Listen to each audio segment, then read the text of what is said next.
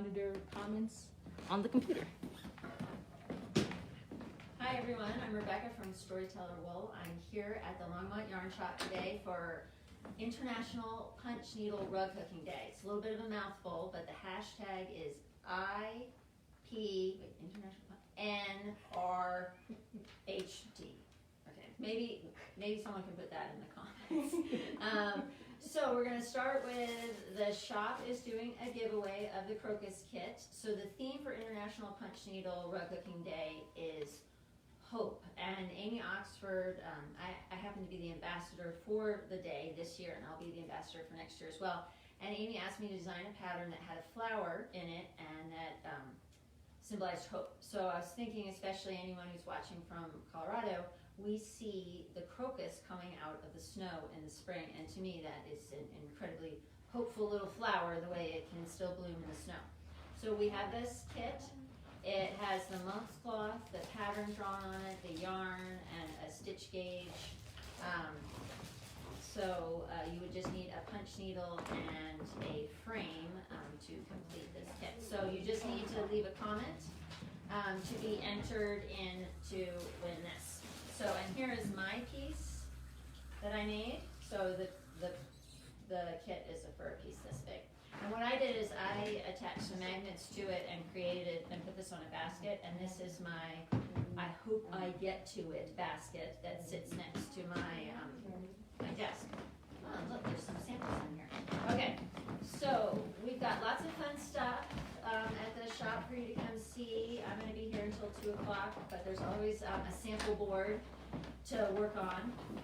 I'm going to go over a few things. I want to show you my stool. So for 2020, I started this year and I'm going to do it every year. I'm going to take my scraps at the end of the year and create a project. So this, for 2020 scraps, I created, this is an IKEA stool, and I made a pattern for it.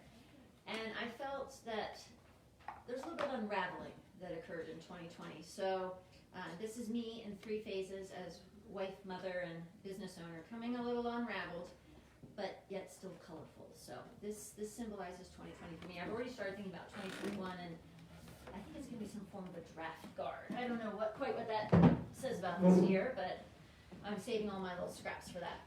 So with punch needle, we can make little things. We can make something as small as a magnet.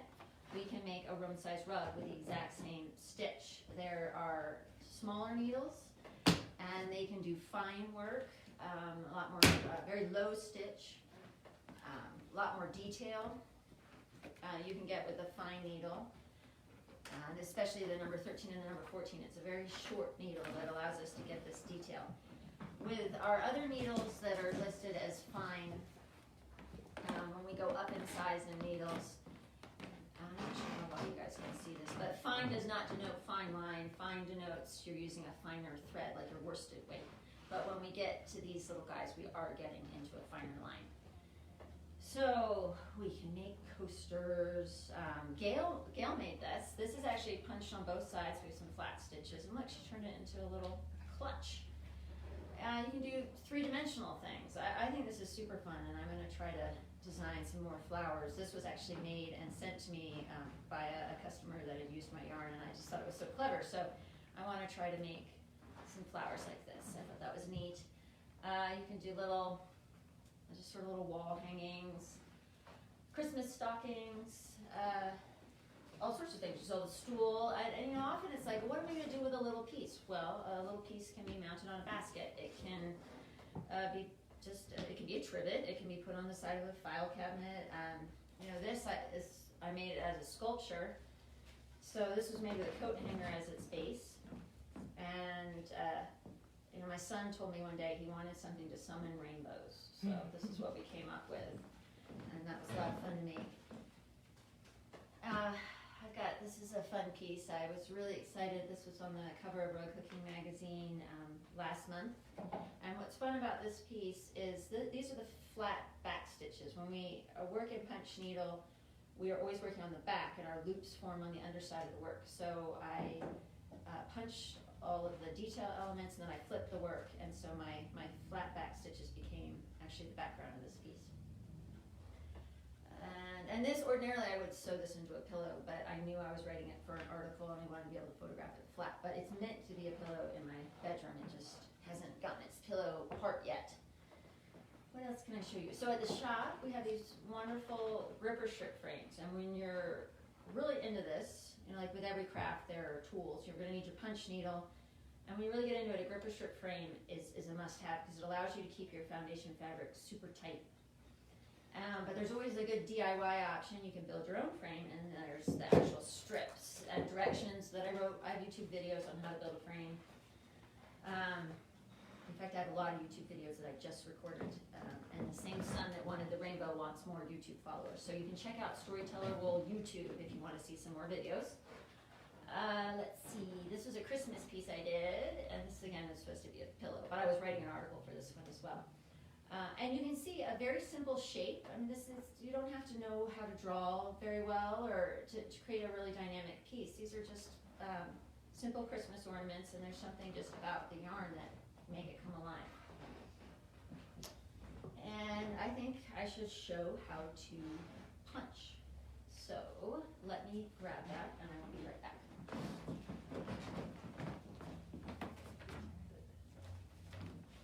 Well, I'm going to use this guy. All right. The big kahuna one. So I'm designing this. I thought I'd start a new piece on International Punch Needle Rug Cooking Day. So this is one of the bigger frames the shop has, and this is actually the size I use the most because although you can move your work on the smaller frames, I like to just keep it all in one frame. So this is a great size for pillows. And these cozies, this is just to keep the gripper strips from poking you. You could also just use masking tape. But so I have my design drawn, and my cloth is stretched nice and tight. And then the next is color planning. So I got one of my wool packs. These are sold at the shop. This is a different values. There's about, one is variegated, and then it's about 5 values of purple, and then there's a white in this pack. And so that was my starter point. I'm going to play around with the different values in the flower section and go from light to dark. And then I decided with looking at my color wheel, I realized that green would be a nice complement to those dusty purples. So I think I'm going to be using the green in here. This is a variegated as well, so there's some yellow in there. So I have this sort of dusty yellow that I haven't quite decided where that's going to be. It might be a detail line, maybe in the center, since this is sort of a flower. And I like stools, as you can see by that other stool. This is actually sized to a stool I have in my studio, so it'll be a cushion for my stool. But I have had people take this pattern and turn it into a square and make a pillow from it. So, but I thought I wanted a new cushion. So I'm going to show you how to punch. So I'm holding the punch with the channel is in between my thumb and my index finger. And the punch does the work for me. I'm going to punch down and the loop will form on the back, and the biggest fine motor is just when I come back out to not pull up too high. I'm not actually going to punch any more specifically on the design because you can easily just pull it out and go again. So I'll just go from here. So I punch all the way down. This is probably going to move while I do it. And then I lift it, I just raise the fabric and go down again. And the channel will always face the direction I'm going. So I'm just going to outline this petal. And for a detail line, you want to go 6 stitches per inch, and that creates a nice crisp line, keeps the colors from blending with each other. And then when you fill stuff in, you loosen it up a bit, and that's just to keep from too much yarn getting in the piece, because this is a grid. You don't want to overwhelm the grid.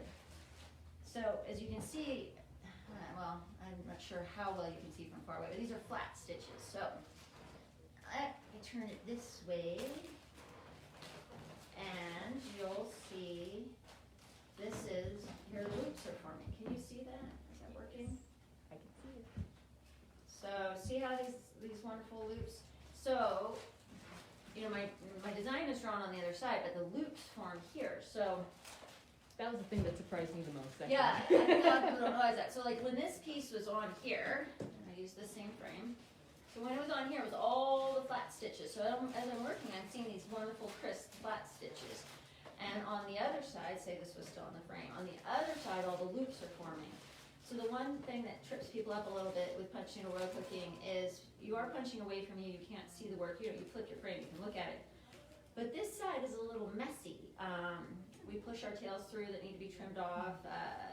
Things aren't quite where we want them. So the second part of punch needle is taking your closed scissors and nudging your loops around and cleaning it up, and then it looks like this. But there are some people that just so love this side that this is the side they show. And all their loops stay hidden over here. So they treat it more like embroidery. And that's fine. In fact, as you saw over here, I do both. I have kind of this hybrid where I got some of those flat stitches and some of the loop stitches. And there's some kits in the shop that just focus on the flat stitches. There's a kit for the Twin Peaks that we see here in Longmont, and that kit is just focused on the flat stitches. And then we've got kits with the loops. We've got kits with both. The sheep kit that we have here is a cute little sheep, and the face and the legs are the flat stitches, and the fleece is in the loop stitches. So, trying to think of what else I can show you or tell I you. like the magnet. That's such a fun Yeah, and project. to not waste, you got little bits left over, why not make some magnets? It's so simple. And there's just all kinds of things you can make. I know, that's my go-tos whenever kids are in the store. I always just take them right over to the punch demo. Yeah, and they always get it right away. And with kids, the longest needle is the 8, and that creates a 1/2-inch loop. So kids really like that one because it's even easier fine motor. And then with a little kid, I love this when we've done demos. If you set up, something like this with a little one, and it's these flat stitches, they treat it like an Etch-a-Sketch, and they're just zooming all over, creating stitches and then pulling it out and playing, and it's fun to watch them. They really enjoy it. But as fine motor goes, it tends to be a 10 on up skill set, unless the child happens to be your Waldorf, Montessori. Those little kiddos are knitting before they read, so they can they tend to grasp it at a younger age. But your average kiddos are more around 10 for punch needle. So so the yarn, this is rug yarn. It's wool rug yarn. It's coarse. It would not make a nice sweater.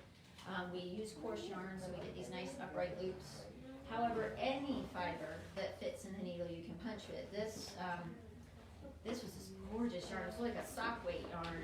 It was really slippery and hard to work with, but it was too beautiful not to work with it. So you can take any yarn in your stash, and if it fits in the needle, you can punch with it. You just might need to slow down or have a little more patience with it. If it's super soft, it's going to flop around on you. And if it's really fine, you just have to slow it down. So this is a fun craft for using up stash. If you really are wanting to make an actual rug, and the footstool is rug yarn, and the coarseness of the rug yarn really is a good idea, but it doesn't mean you can't use other fibers. So I'm gonna wrap up, and the last thing, I'm just gonna go back to this guy here, this kit. So you just enter in the comments. Now you would need a punch needle for this, and also I have all the YouTube videos. If this ends up coming your way, and you can also contact me at Storyteller Wool, and I can definitely help you get started. We wouldn't want someone to win this kit and not be able to use it, so we'll make sure we'll get you punching if this comes your way. So thank you for joining us for International Punch Needle Rug Cooking Day. If you are a puncher or a rug cooker, today's the day to put some stuff on social media and give it that lovely hashtag of IP, international, IP, you can look it up, it's on there. All those letters. So that's all from me, so thank you very much. Hi everybody, this is me, Bryce, turning off the live. I hope you guys have a great day.